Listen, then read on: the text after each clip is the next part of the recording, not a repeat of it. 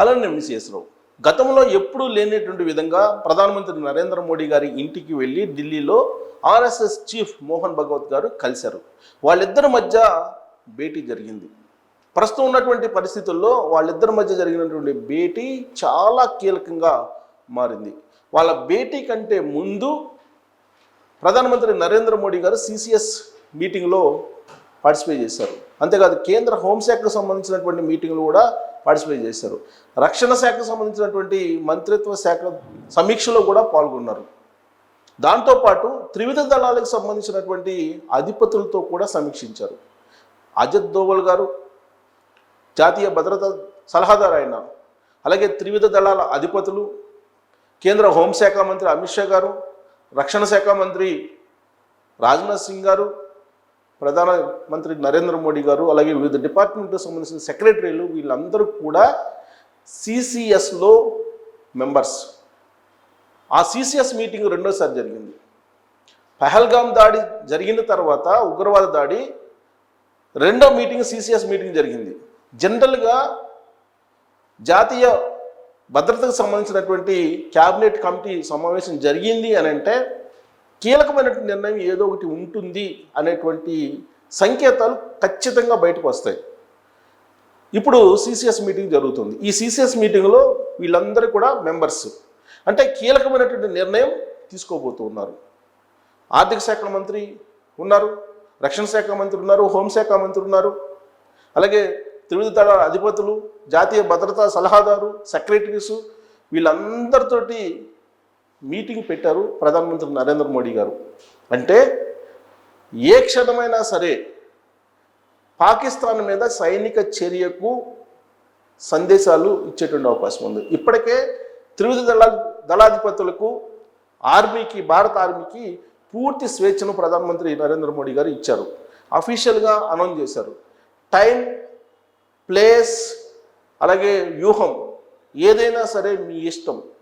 కాకపోతే పాకిస్తాన్ మళ్ళీ మరొకసారి ఉగ్రవాద దాడికి పాల్పడకుండా ఉండేలా బుద్ధి చెప్పేలా వ్యూహం ఉండాలి అనేటువంటి ఒక సందేశం అయితే త్రివిధ దళాల అధిపతులకు ఇచ్చారు. పూర్తి స్వేచ్ఛనిచ్చారు. ప్లేస్, టైం, డేట్ ఏదైనా సరే, ఏ క్షణమైనా సరే, ఏ రోజైనా సరే అది మీ ఇష్టం. బట్ పాకిస్తాన్ మాత్రం మళ్ళీ తిరిగి లేవకుండా కొట్టాలి అనేటువంటి ఒక డైరెక్షన్ నరేంద్ర మోడీ గారు ఇచ్చినట్టు తెలుస్తోంది. పూర్తి స్వేచ్ఛను ఇచ్చేశారు. దాంతోపాటు ఈ మీటింగ్లన్నీ అయిపోయిన తర్వాత మోహన్ భగవత్ గారితో భేటీ అయ్యారు. రెండోసారి భేటీ అయ్యారు. మోహన్ భగవత్ గారు అలాగే ప్రధానమంత్రి నరేంద్ర మోడీ గారు ఇద్దరు కూడా రెండోసారి భేటీ అయ్యారు. శత్రు శేషం అనేది లేకుండా పాకిస్తాన్ని కొట్టాలి అనేటువంటి ఒక ఆలోచన ఇప్పుడు ఆర్ఎస్ఎస్ కూడా చేస్తుంది. సంపూర్ణమైనటువంటి మద్దతు కేంద్ర ప్రభుత్వానికి ఇవ్వడానికి ఆర్ఎస్ఎస్ చీఫ్ మోహన్ భగవత్ గారు ప్రధానమంత్రి నరేంద్ర మోడీ గారిని కలిశారు అని చెప్పి తెలుస్తోంది. సాధారణంగా ఆర్ఎస్ఎస్ని, బీజేపీని వేరువేరుగా మనం చూడలేం. బీజేపీకి వెన్నుముకగా ఆర్ఎస్ఎస్ ఉంటుంది అనేది అందరికీ తెలిసినటువంటి విషయమే. కాకపోతే అఫీషియల్గా ఆర్ఎస్ఎస్ వేరు, బీజేపీ వేరు అనేది మనకు కనిపిస్తూ ఉంటుంది. ప్రాక్టికల్గా చూస్తే కనుక అవి ఒకటే. ఆర్ఎస్ఎస్ వెన్నుముక బీజేపీకి, ఆర్ఎస్ఎస్ వెనకుండి నడిపిస్తుంది బీజేపీని, బీజేపీ ప్రభుత్వాన్ని, నరేంద్ర మోడీ గారి నాయకత్వాన్ని అనేటువంటి భావన చాలా బలంగా చాలామందిలో ఉంది. ప్రత్యేకించి ప్రత్యర్థి పార్టీల్లో అదే ఉంది. అందుకే నరేంద్ర మోడీ గారి పరిపాలన ఆర్ఎస్ఎస్ హెడ్ క్వార్టర్ నాగపూర్ నుంచి నడుస్తుంది అనేది చాలా సందర్భాల్లో వాళ్ళు చేసినటువంటి ఆరోపణ, విమర్శ కూడా. సో వీళ్ళిద్దరు కలిశారు అని అంటే, పైగా వీళ్ళిద్దరి యొక్క వ్యాఖ్యలు మీడియాలో వచ్చిన దాని ప్రకారం ఉగ్రవాద దాడి చేసినటువంటి ఉగ్రవాదులు, వాళ్ళ వెనుకున్నటువంటి వాళ్ళు, వాళ్ళని ఈ భూమి మీద ఎక్కడున్నా కానీ వదిలిపెట్టేది లేదు అని చెప్పేసి నరేంద్ర మోడీ గారు చెప్పారు. అంటే ఉగ్రవాదాన్ని ప్రోత్సహిస్తుంది ఎవరు? పాకిస్తాన్. కాబట్టి దాడిలో పాల్గొన్నటువంటి ఉగ్రవాదులు కానీ, లేదా పాకిస్తాన్ పెంచి పోషిస్తున్నటువంటి ఉగ్రవాదులను కానీ, పాకిస్తాన్ని కానీ వదిలిపెట్టేటువంటి ప్రసక్తే లేదని చెప్పి ఆయన పరోక్షంగా సంకేతాలు ఇచ్చేశారు. సేమ్ ఇంచుమించుగా అలాంటి వార్నింగే ఆర్ఎస్ఎస్ చీఫ్ మోహన్ భగవత్ గారు కూడా ఇచ్చారు. శత్రుశేషం లేకుండా కొట్టాలి అనేటువంటి ఒక అభిప్రాయానికి ఆయన కూడా వచ్చారు.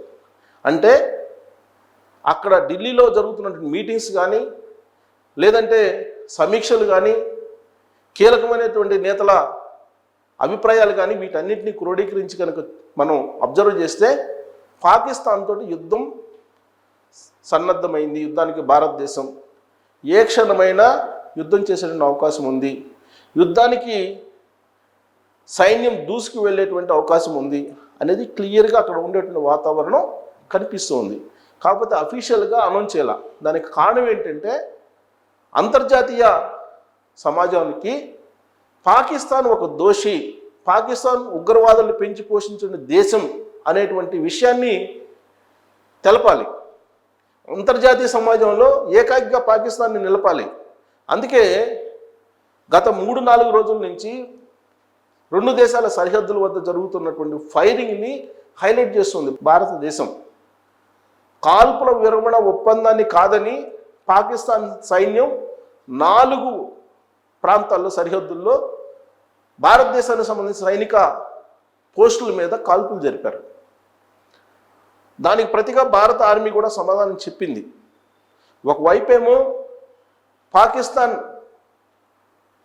అటువైపు ఉన్నటువంటి సరిహద్దుకు అటువైపు ఉన్నటువంటి పాకిస్తాన్లో ఉన్నటువంటి ఈ షెల్టర్ జోన్స్ ఏవైతే ఉన్నాయో ఉగ్రవాదులకి వాటన్నిటినీ తరలిస్తూ ఉన్నారు.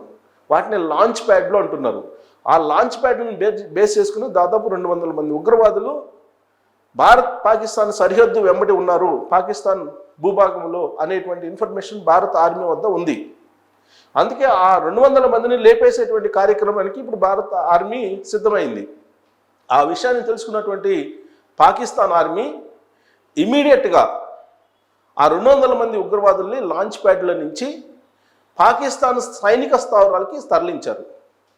బంకర్లలో వాళ్ళని దాచిపెట్టారు. ఇప్పుడు భారత సైన్యం, భారత వైమానిక దళం ఆ బంకర్లలో ఉన్నటువంటి ఉగ్రవాదుల్ని బయటికి లాగి చంపేసేటువంటి కార్యక్రమం, చంపేసేటువంటి వ్యూహాన్ని రచిస్తూ ఉన్నారు. అందుకు అత్యంత అధునాతనమైనటువంటి యుద్ధ సామగ్రిని వాడబోతూ ఉన్నారు. ఫ్రాన్స్ నుంచి కొనుగోలు చేసినటువంటి విమానాలని, అమెరికా నుంచి కొనుగోలు చేసిన విమానాలని ప్రయోగించబోతూ ఉన్నారు. అత్యాధునికమైనటువంటి ఆయుధ సంపత్తిని ఉపయోగించడం ద్వారా ఉగ్రవాదుల్ని హతం చేసేటువంటి కార్యక్రమానికి ఇప్పుడు పూనుకుంటూ ఉన్నారు. పూర్తి స్థాయి యుద్ధం చేస్తారా, పూర్తి స్థాయి యుద్ధం వచ్చే అవకాశం ఉందా అని అంటే ఫస్ట్ అయితే ఉగ్రవాదులను లేపేసేటువంటి కార్యక్రమానికి భారత ఆర్మీ సిద్ధపడుతుందని చెప్పి తెలుస్తోంది. అంతర్జాతీయ సమాజం కూడా పాకిస్తాన్ యాక్టివిటీస్ని, పాకిస్తాన్ భూభాగంలో ఉన్నటువంటి ఉగ్రవాదుల చర్యలని వ్యతిరేకిస్తూ ఉంది.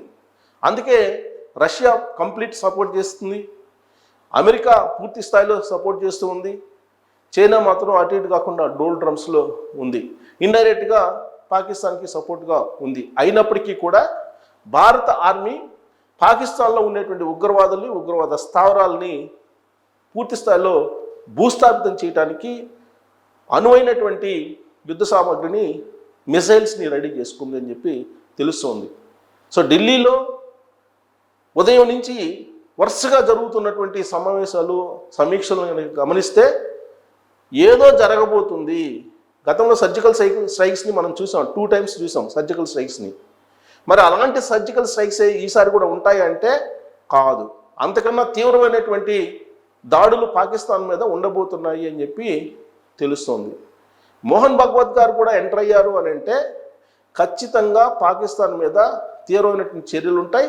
పిఓకే, పాకిస్తాన్ ఆక్రమిత కాశ్మీర్ భారత్లో భూభాగం కావడానికి ఇదే సరైన సమయం అని చెప్పి మోహన్ భగవత్ గారు చెప్తూ ఉన్నారు. సో కాబట్టి ఈ సమయాన్ని, ఇప్పుడు కలిసి వచ్చినటువంటి అంశాన్ని సానుకూలంగా మలుచుకొని పిఓకేని స్వాధీనం చేసుకోవాలి అనేటువంటి ఒక యుద్ధ తంత్రాన్ని రచించారు. అందుకే ఇప్పుడు మోహన్ భగవత్ గారు కూడా అదే వినిపిస్తున్నారు. ఇంతకన్నా మంచి సమయం లేదు పిఓకేని స్వాధీనం చేసుకోవడానికి అని చెప్తున్నారు. ఈవెన్ కాశ్మీర్లో ఉండేటువంటి ముఖ్యమంత్రి ఒమర్ అబ్దుల్లా కూడా అదే చెప్తూ ఉన్నారు. పిఓకేని స్వాధీనం చేసుకుంటే మేము కాదన్నామా అని. కాంగ్రెస్ పార్టీ కూడా అదే చెప్తుంది. కాబట్టి అందరూ ఇష్టం ఉన్నా లేకపోయినా ప్రత్యర్థుల్లో పిఓకేని స్వాధీనం చేసుకోండి మేము కాదన్నామా అని అంటున్నారు. ప్లస్ ఆర్ఎస్ఎస్ ఎప్పటి నుంచో కోరుకుంటున్నటువంటి ఒక పెద్ద కోరిక పిఓకేని భారతదేశంలో కలుపుకోవడం. సో దీన్ని సాకారం చేసుకునేందుకు ఇదే సరైన సమయం అని చెప్పి మోహన్ భగవత్ గారు భావిస్తున్నారు. బహుశా అటు మోహన్ భగవత్ గారు ఇటు నరేంద్ర మోడీ గారి భేటీ దీని మీదే జరిగి ఉంటుందని చెప్పి ఢిల్లీ వర్గాల నుంచి అందుతున్నటువంటి సమాచారం. సో కాబట్టి ఊహించినటువంటి విధంగా అనూహ్యమైనటువంటి దాడి పాకిస్తాన్ మీద ఉండేటువంటి ఛాన్స్ ఉంది. పాకిస్తాన్ ఉగ్రవాద స్థావరాల మీద ఉండేటువంటి ఛాన్సెస్ ఉన్నాయి. ఒకవైపు అనంతనాగ్ జిల్లాలో ఉగ్రవాదులు ఏర్పరేస్తూ ఉన్నారు. అక్కడ ఉండేటువంటి దట్టమైన అడవుల్లో గూమింగ్ చేస్తూ ఉన్నారు భారత ఆర్మీ. త్రుట్లో తప్పించుకుంటున్నారు. ఇప్పటివరకు 2 రోజుల నుంచి 4 సార్లు తప్పించుకున్నారు పెహల్గాం దాడి చేసినటువంటి ఉగ్రవాదులు. ఆ 4 ఉగ్రవాదుల్ని వెంటాడి చంపడానికి భారత ఆర్మీ సిద్ధంగా ఉంది, జల్లెడ పడుతోంది. దానికి సంబంధించిన టెక్నాలజీని కూడా వాడుతోంది. అత్యాధునికమైనటువంటి టెక్నాలజీని వాడి వాళ్ళని పట్టుకొని కాల్చి హతమార్చేదాకా భారత ఆర్మీ వదిలిపెట్టే ప్రసక్తే ఉండదు. ఇంకొక వైపు పాకిస్తాన్ వైపు మిజైల్స్ని గురిపెట్టింది. అక్కడ విక్రాంత్ రెడీగా ఉంది.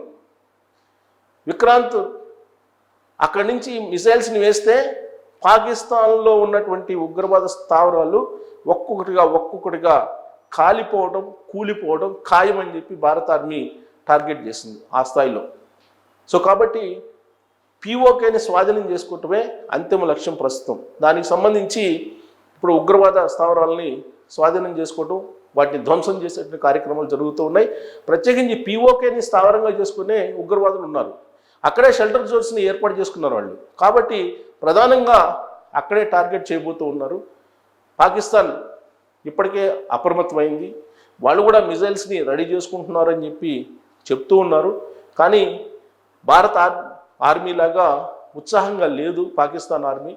కొంతమంది సెలవులు వెళ్తున్నారు, మరికొంతమంది బంకర్లో దాక్కుంటున్నారు, ఇంకొంతమంది వాళ్ళ కుటుంబ సభ్యుల్ని విదేశాలకు పంపిస్తున్నారు అనేది వినిపిస్తున్నటువంటి క్రమంలో ఏ క్షణమైనా ఏదైనా సరిహద్దు అవతల జరిగేటువంటి అవకాశం ఉంది అని చెప్పి ప్రస్తుతం ఢిల్లీలో ఉన్నటువంటి టెన్షన్ వాతావరణం, అక్కడ ఉన్నటువంటి ఉత్కంఠ వాతావరణాన్ని బట్టి అర్థమవుతుంది. సో ఏం జరగబోతుంది అనేది మీరు కూడా గెస్ చేయొచ్చు. Thank you.